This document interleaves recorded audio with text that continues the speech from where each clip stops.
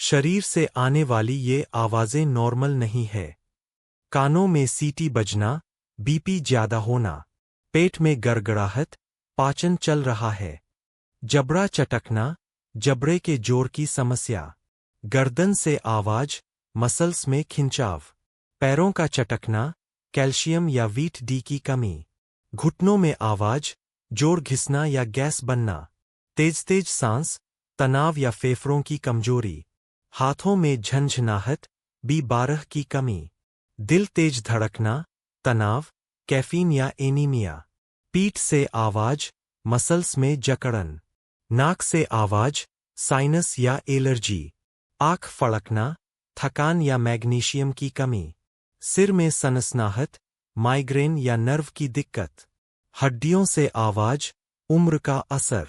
पेट की आवाज, भूख या गैस। नींद में दांत पीसना, ज्यादा टेंशन। बार बार हिचकी, डायफ्राम में खिंचाव। बार बार डकार, पाचन ठीक नहीं।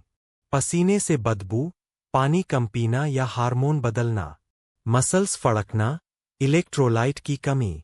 Oh, I hope this video informative for you. Like this video.